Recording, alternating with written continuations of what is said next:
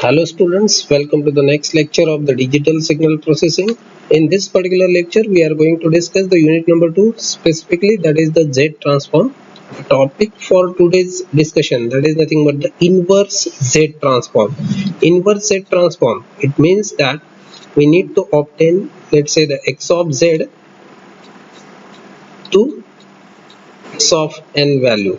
When x of z is been converted into x of n, that is nothing but simply called as a inverse z transform. Earlier we have seen how to convert the x of n to x of z. So this is what we have seen. Now we are going in a inverse way. So that is why it is called as a inverse z transform. So there are two techniques for the inverse z transform. First one is the power series expansion. Second is the partial fraction expansion. So let's discuss one by one what exactly these two methods are discussing. So this is what the power series expansion method. So in the power series expansion method, we can observe that the Z transform is power series. It means it is expressed with the expression that is n is equal to minus infinity to infinity for summation x of n z raised to minus n. So if we split it, it will give this kind of form. So by comparing all these coefficients of z square, z raised to 1, z raised to 0, z raised to minus 1, z raised to minus 2, we can easily obtain things of this kind. Means x of minus 2 is nothing but the coefficient of z square. Similarly, one may say that z raised to 0 will have the coefficient x of 0. So a0 will be equal to x of 0. Similarly, x of 1 will be equal to a1. So like this we can have the comparison. So right now when we concentrate for z raised to minus 1, any power of z has a negative value, it means we are concentrating towards the positive side. It means it is simply the causal sequence. If we go on varying the values of z as a positive value, it means we are concentrating towards the left sided sequence. So this is all about the power series expansion, and by comparing it with the expression, let's say for the causal, so it is n is equal to 0 to infinity. So if it is causal, so obviously all the powers of the z will be the negative value. So that we can just observe here, z raised to minus 1 to z raised to minus n, and obviously it will start from z raised to 0. So once we got this, we can easily compare it with the coefficient. So x of 0 will be nothing but equal to a of 0 and x of 1 as a a1, like this x of n as a an. So this is nothing but simply the general expression for the discrete time causal sequence x of n. So we can conclude here that expansion of Z transform for matching standard pair of Z transform to get original sequence back. So this is all about the first method. Let's proceed for the second method of finding the inverse Z transform, that is by using the partial fraction. So in case of the partial fraction, expression is provided for x of z which is in numerator and denominator polynomial format. So let's say in generalized format, it is x of z is equal to summation k is equal to 0 to m bk z raised to minus k, and divide it by the summation k is equal to 0 to n capital N ak z raised to minus k.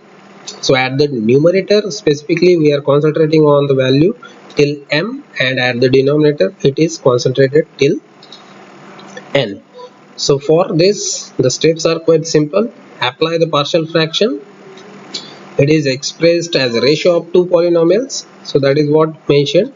So which are these two polynomials? That is n of z numerator and d of z denominator polynomial. So numerator polynomial can be expressed with this particular value and denominator as this one. So n of z is the numerator and d of z is nothing but the denominator polynomial. So the coefficient for the numerator polynomial will range from b0 till bm. So that is what mentioned here. Similarly, the coefficient for denominator will be a0 to an. Now the degree of numerator will be decided by the m. So this m, capital M, will decide the degree of the numerator polynomial. Similarly, the degree of denominator will be decided by value of capital N. Now let's proceed for the next,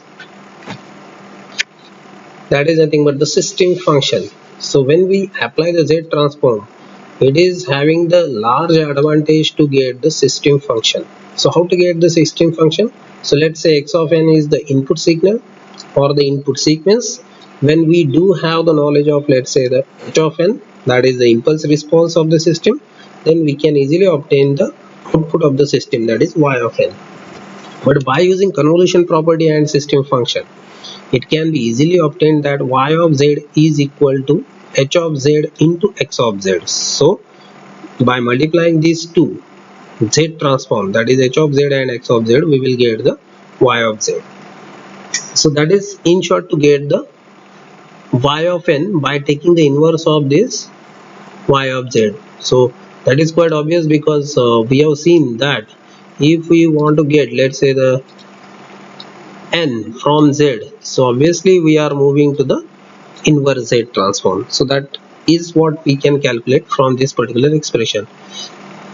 So that is mentioned over here. Similarly, if someone want to go for calculating the impulse response of the system, he can just go for the expression which is just mentioned over here, x of n into h of n, that will be y of n. It's z, so x of z into h of z will be y of z. So h of z will be equal to what? Y of z by x of z. So from this expression specifically, when we take its inverse, we will get the value, that is h of n. So h of n will be easily calculated from this particular expression by taking the inverse z transform. So this is how we can able to justify even the system function related to the z transform by the application of the z transform for any system. So thank you everyone, thank you very much.